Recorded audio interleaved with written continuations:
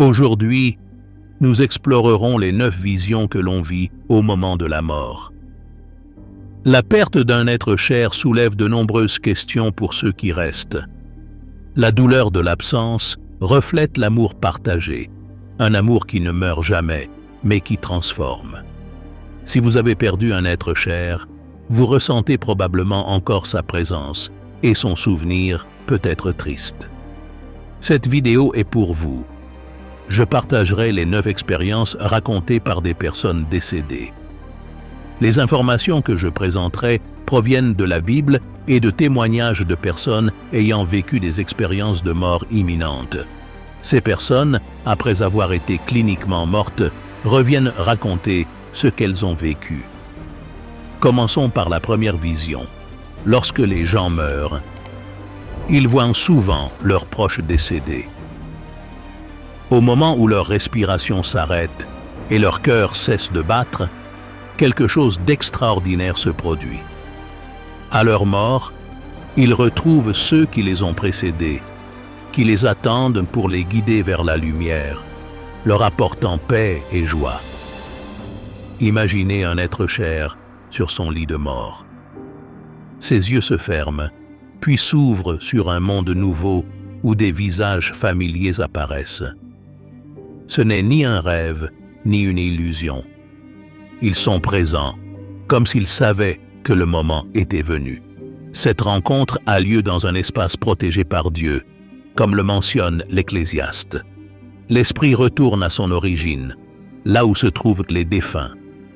À la mort, le corps se décompose dans la terre, tandis que l'esprit retourne à Dieu qui l'a donné.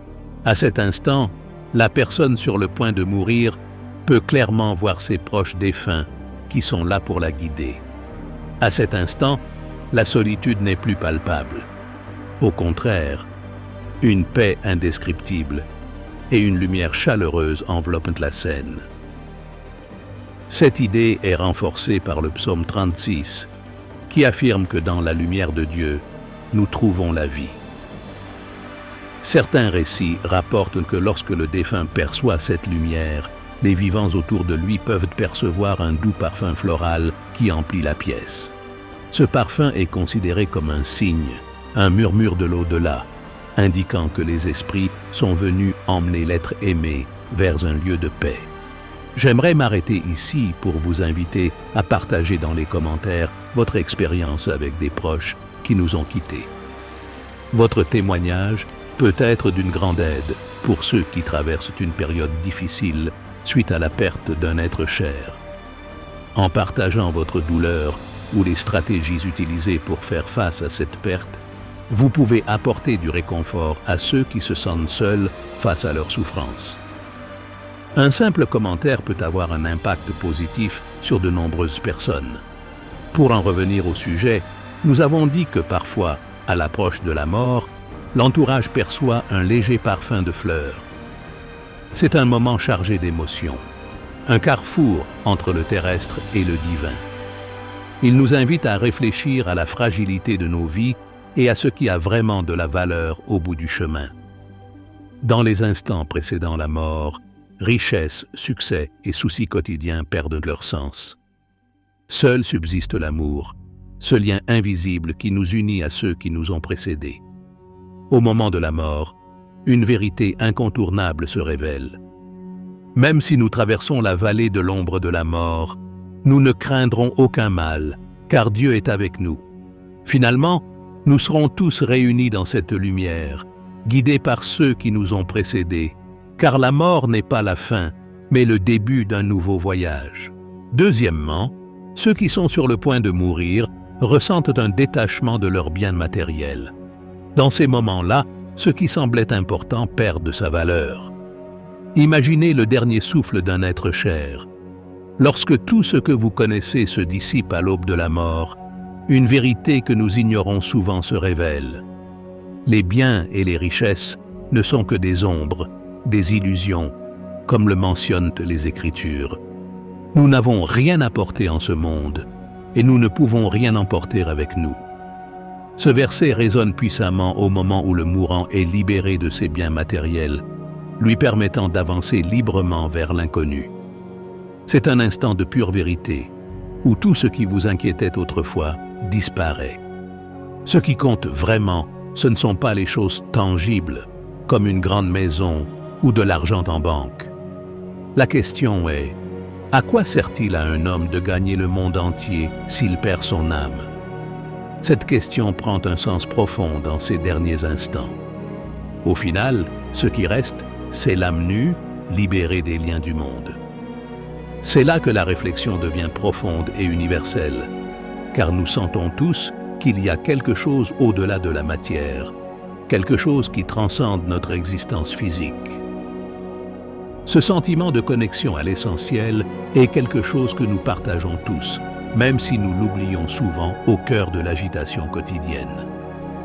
La mort nous confronte inévitablement à cette vérité. Dans ces moments, nous comprenons que la véritable richesse ne réside pas dans nos possessions, mais dans notre essence, dans ce que nous portons en nous.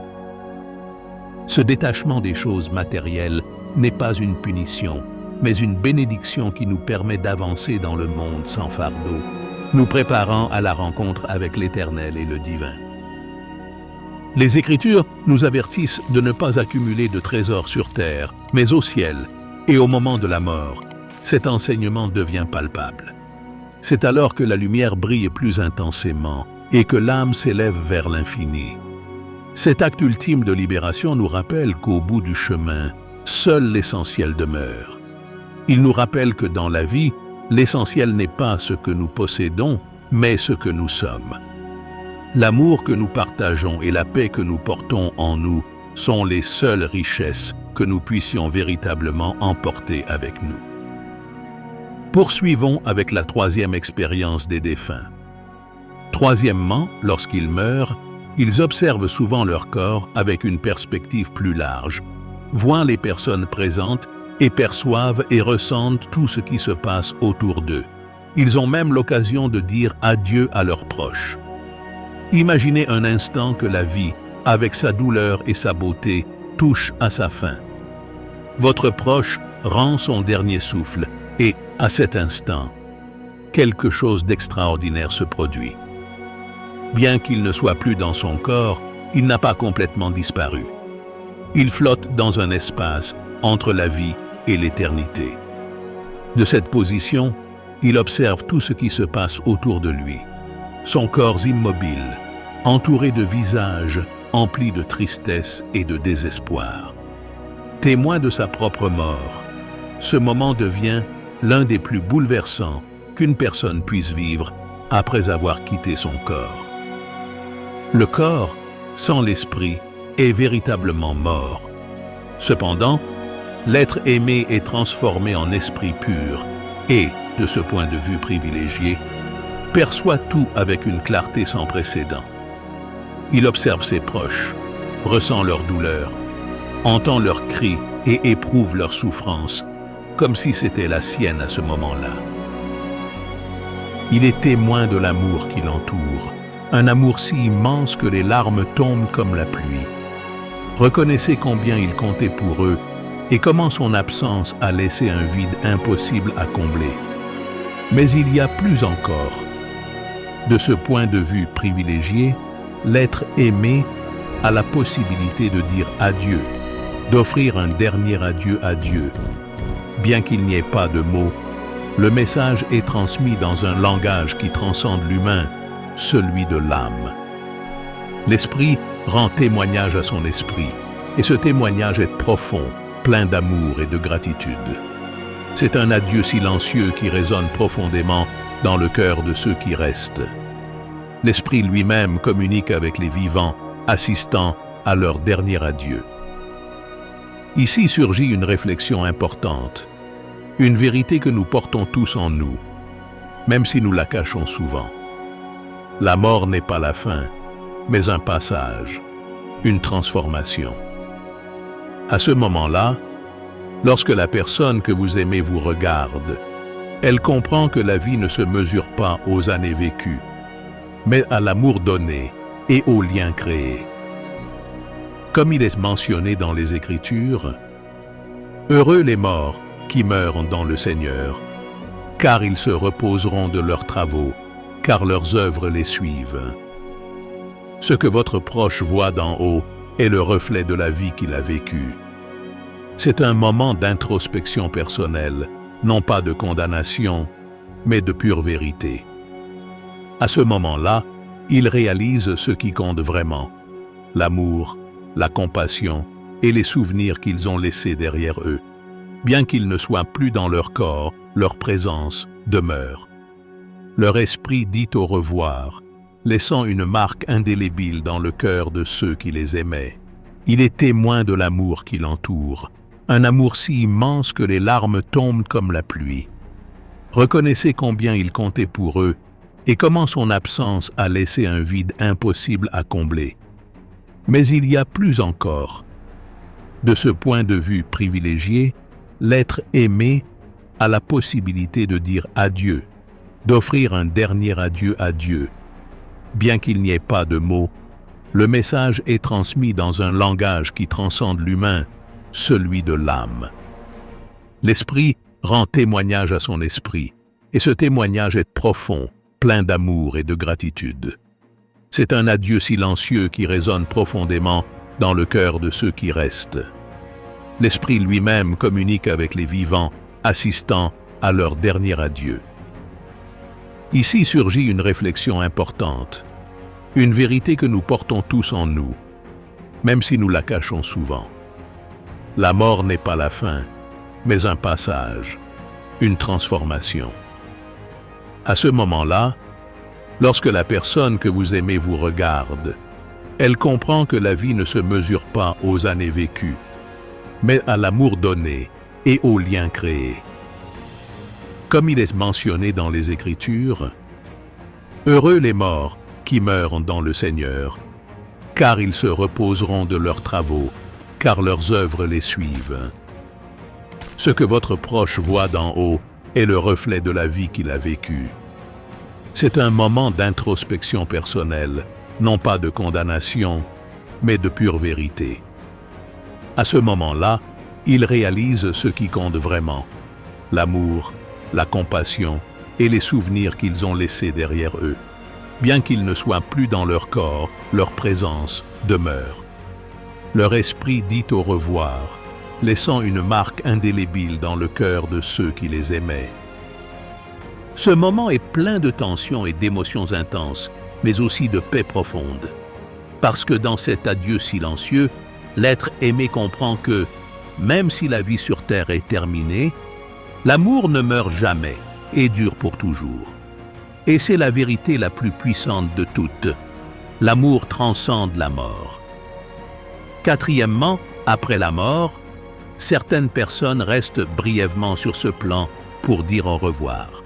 Parfois, ils reviennent rendre visite aux membres de leur famille qui n'étaient pas présents lors de leur décès, voulant leur offrir du réconfort et un dernier adieu.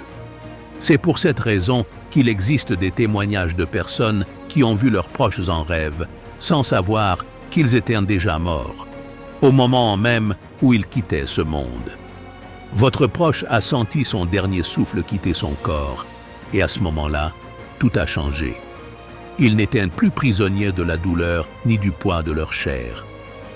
Maintenant, ils étaient de l'énergie lumineuse pure.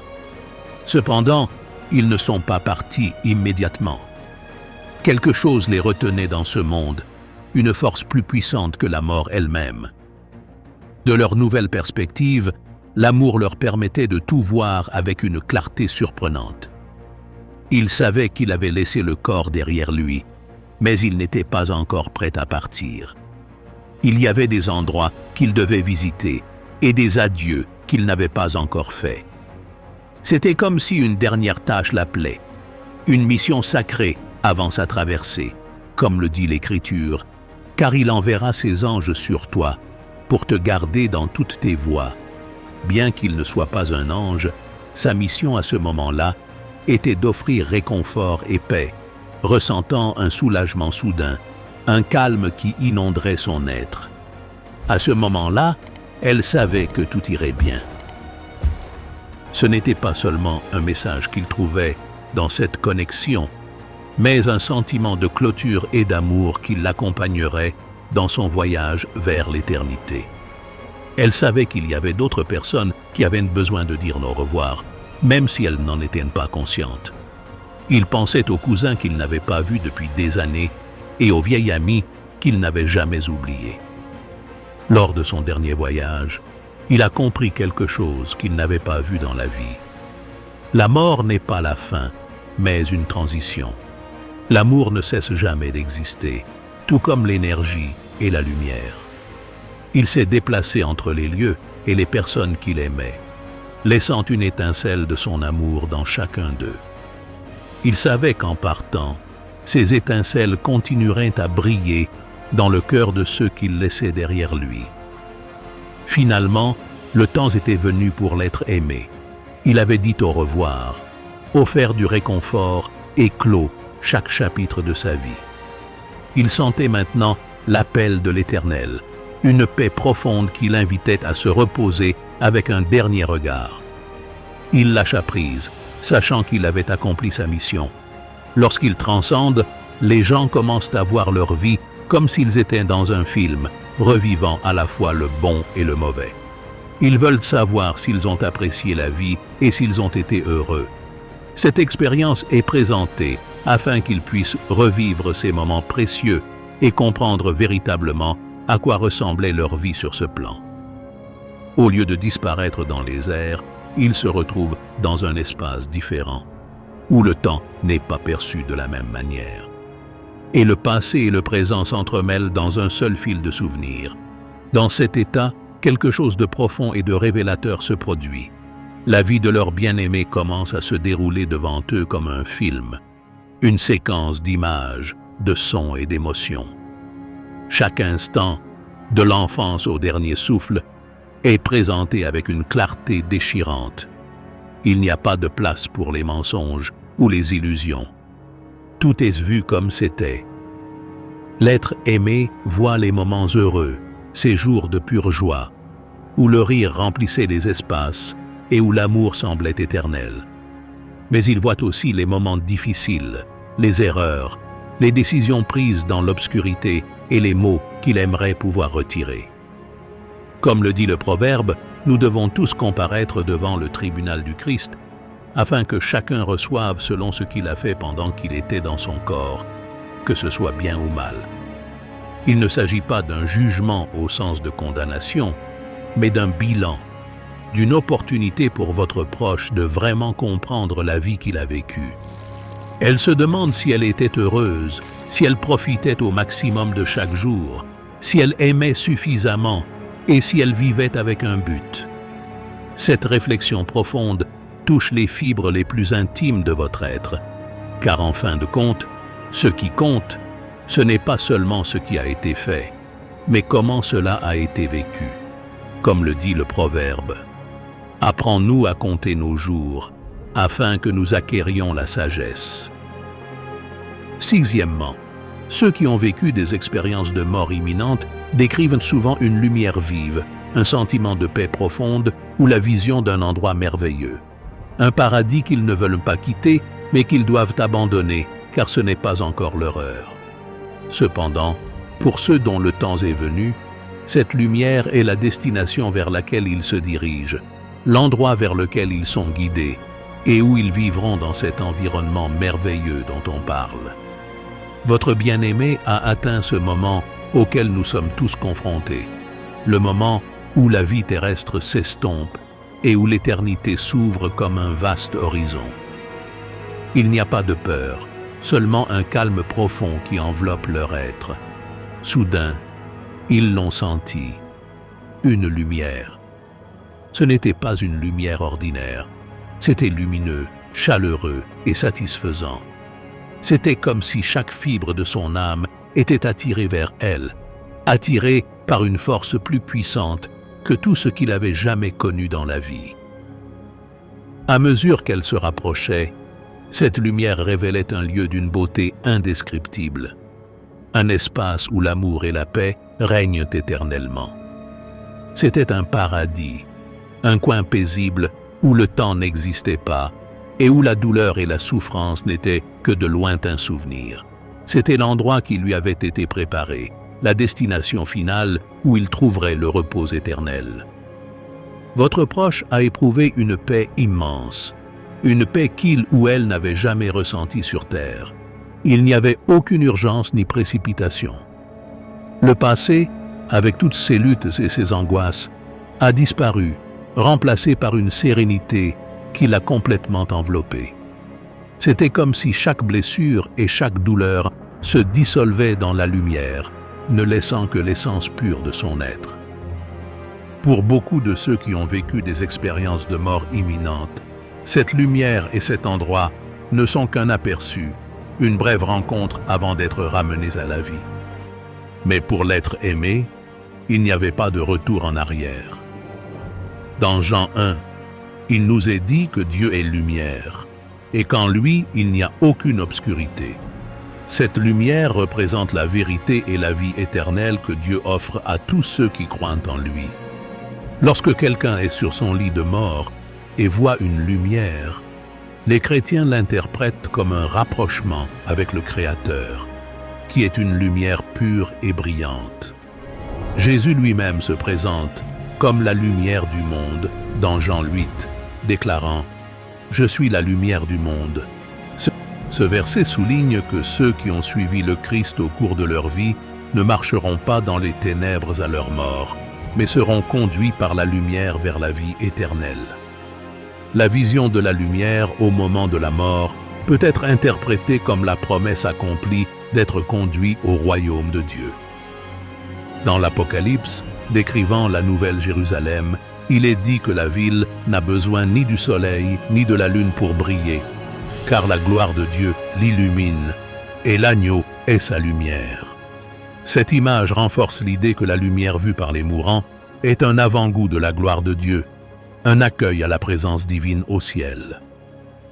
À mesure que l'être aimé se rapprochait de la lumière, tout devenait plus clair. Ils ont compris que la vie sur terre n'était qu'une préparation, une étape avant d'atteindre ce destin final. Septièmement, nos proches découvrent des révélations importantes sur leur existence. Finalement, ils apprennent que tout ce qu'ils ont vécu a été pour leur évolution spirituelle, que rien n'arrive par hasard et que tout a été leur choix. Ainsi, ils se rendent compte que leur chemin a été fructueux, car leur évolution spirituelle a été considérable. Votre proche a franchi le seuil de la mort et se retrouve désormais dans un espace où le temps et l'espace se dissolvent dans la pure conscience. Il n'y a plus de douleur ni de confusion, juste une clarté écrasante qui révèle des vérités profondes sur la vie qu'ils ont laissée derrière eux. Ils commencent à comprendre quelque chose qu'ils n'avaient jamais perçu aussi vivement auparavant. Tout, absolument tout, avait un but. Alors que leur conscience flotte dans ce nouveau plan d'existence, une puissante révélation se dévoile devant eux. Chaque instant de leur vie, du plus petit au plus significatif, faisait partie d'un projet complexe. Rien n'est arrivé par hasard. Chaque objectif sous le ciel a son temps. Maintenant, ils comprennent que chaque joie, chaque souffrance et chaque décision qu'ils ont prise faisait partie d'un plan plus vaste, choisi par eux-mêmes avant la naissance. L'être aimé découvre que son existence n'a pas été seulement un passage de jour, mais un voyage vers une évolution spirituelle. Tous les défis auxquels ils ont été confrontés et les épreuves qu'ils ont surmontées n'étaient pas des punitions ou de simples malchances. C'étaient des leçons, des opportunités de grandir et de polir votre âme comme un diamant sous pression. Celui qui a commencé en vous cette bonne œuvre la rendra parfaite pour le jour de Jésus-Christ. Il sait maintenant que cette œuvre représentait son développement spirituel et que chaque étape de sa vie était un pas vers la perfection de son esprit. L'attention de cette révélation est intense. C'est un moment de pure introspection où tout le poids de ses décisions et de ses expériences retombe sur lui.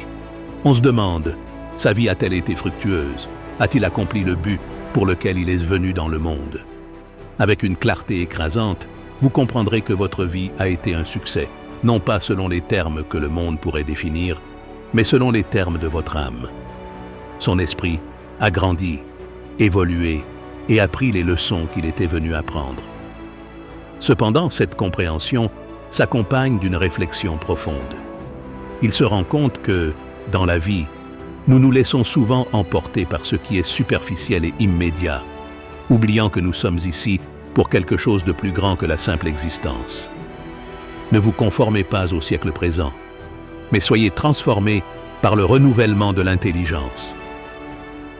À ce moment-là, l'être aimé comprend que la véritable transformation ne s'obtient pas en accumulant des richesses ou en recherchant la reconnaissance, mais en cultivant l'esprit par l'amour, le pardon et l'apprentissage. À chaque révélation, la paix l'enveloppe. Il n'y a plus de place pour le doute ou le regret, seulement une profonde compréhension que tout ce qu'ils ont vécu avait un but. Chaque larme, chaque sourire, chaque acte d'amour et chaque erreur est une des pièces essentielles d'un puzzle qu'ils voient maintenant dans son intégralité. Toutes choses concourent au bien de ceux qui aiment Dieu. Cette vérité brille plus que jamais. Tout, même ce qui semblait inexplicable, était pour leur bien et pour leur croissance spirituelle. Avec cette nouvelle compréhension, votre proche se sent prête à poursuivre son voyage. Elle a accompli sa mission sur Terre, a appris ce qu'elle avait besoin d'apprendre et est maintenant prête pour ce qui va suivre. Il sait que son voyage ne s'arrête pas ici, que l'évolution de l'âme continue dans l'au-delà, mais il le fait avec la tranquillité d'esprit qui vient du fait de savoir qu'il a donné le meilleur de lui-même, qu'il a vécu une vie pleine et pleine de sens. Dans ce moment final de révélation, dites au revoir avec amour, laissant un héritage de sagesse et de croissance. Son voyage terrestre est terminé, mais son esprit continue de vivre, rempli de paix, de sagesse et de la certitude que tout était comme il aurait dû être. Huitièmement, à mesure qu'il se dirige vers la lumière, il commence à voir d'autres personnes. Ce sont ceux qui l'ont précédé, les êtres chers qui l'attendaient. Celui qui l'attend les bras ouverts, bienheureux ceux qui sont appelés au festin des noces de l'agneau. Dans ce lieu, au-delà de ce que les yeux mortels peuvent voir, les âmes se rassemblent dans de joyeuses retrouvailles. Il n'y a plus de douleur ni de souffrance, seulement la pureté de l'amour qui transcende la mort. Mais ce qu'il voit n'est pas seulement une rencontre. Alors qu'il continue de marcher, l'environnement qui l'entoure se transforme en un paysage d'une beauté indescriptible. Cela ne ressemble à rien de ce que j'ai déjà vu sur Terre, mais en même temps, tout me semble familier. C'est comme si le paradis qu'il avait imaginé autrefois devenait réalité sous ses yeux. Celui qui vaincra héritera de toutes choses, et je serai son Dieu, et il sera mon fils. C'est le lieu qui lui a été promis, une demeure éternelle où toutes les promesses sont accomplies. Ce nouveau ciel et cette nouvelle terre sont majestueux, non contaminés par le péché et la corruption de l'ancien monde. Les couleurs sont plus vives, l'air est plus pur, et chaque pas qu'ils font les conduit vers un endroit où tout est parfait et immaculé. Et je vis un nouveau ciel et une nouvelle terre, car le premier ciel et la première terre avaient disparu, et la mer n'était plus. Lorsqu'ils entrent dans ce nouveau royaume, l'être aimé se retrouve dans la ville sainte, la nouvelle Jérusalem, décrite dans le livre de l'Apocalypse. Les rues sont pavées d'or pur, aussi clair que du cristal. Il n'y a pas de nuit ici, car la présence de Dieu illumine chaque recoin. Les murs sont ornés de toutes sortes de pierres précieuses, et les portes, faites de perles géantes, sont toujours ouvertes, invitant tous ceux qui ont été rachetés à parcourir ces rues glorieuses. L'être aimé se rend compte qu'il n'est pas seul. Ils sont entourés d'anges, êtres d'une beauté et d'une pureté incomparable, qui les accompagnent de chants doux et mélodieux. Et j'entendis la voix de beaucoup d'anges autour du trône, des êtres vivants et des vieillards. Et leur nombre était des myriades de myriades. Ces anges le conduisent au trône de Dieu, où tout culmine dans une vision de majesté et de puissance divine. Finalement, il arrive au trône, où il voit Dieu lui-même entouré d'une lumière si intense qu'on ne peut la regarder directement. mais dont la présence se fait sentir dans chaque fibre de son être. Et je vis celui qui était assis sur le trône. L'aspect de son visage était semblable à celui d'une pierre de jaspe et de sardoine, et il y avait autour du trône un arc-en-ciel qui ressemblait à une émeraude. Dans le trône se trouve une mer de cristal sereine et transparente qui reflète la pureté de la divinité. À ce moment-là, l'âme prend conscience de sa nouvelle vie et se sent épanouie et rayonnante. Votre bien-aimé a atteint la fin de sa vie terrestre, et avec le dernier battement de son cœur, tout ce qui lui était familier s'estompe dans un murmure. Soudain, il se retrouve dans un endroit complètement différent, un espace où le temps se dissout et la paix l'enveloppe. Il n'y a plus de douleur ni de peur, seulement un calme profond qui remplit chaque recoin de son être. À cet instant, il prend conscience d'une présence qui l'accompagne depuis toujours, même s'il ne l'avait peut-être jamais perçue aussi clairement. C'est un sentiment bouleversant, une force indescriptible qui l'entoure et le remplit d'un amour si pur et efficace qu'il n'y a pas de mots pour le décrire. Aujourd'hui, nous voyons au moyen d'un miroir, d'une manière obscure, mais alors nous serons face à face. Maintenant, pour la première fois, l'être aimé voit clairement ce qu'il avait jusqu'alors seulement pressenti, la présence de Dieu. Cette rencontre transcende toute expérience terrestre. Une lumière brillante apparaît, plus brillante que n'importe quel soleil. Mais cette lumière n'aveugle pas. Au centre, l'être aimé se voit lui-même. Il ne voit pas Dieu comme une figure lointaine et inaccessible, mais comme la source même de tout ce qui est bon et vrai. Dans cette lumière, elle se reconnaît non seulement comme un être fini, mais comme faisant partie du plan éternel de Dieu. C'est un moment de pure révélation, où tous les doutes et toutes les peurs se dissipent en présence de Dieu. L'être aimé ressent une paix si profonde qu'aucune expérience terrestre ne peut l'égaler. Cette rencontre avec Dieu est l'aboutissement de tout ce qu'il a vécu. C'est la fin de son voyage terrestre et le début de son éternité en présence du divin avec cette révélation et cette compréhension. L'être aimé s'abandonne complètement, sachant qu'il est dans les bras d'un amour qui ne finit jamais, en présence d'un Dieu qui l'a toujours connu et aimé.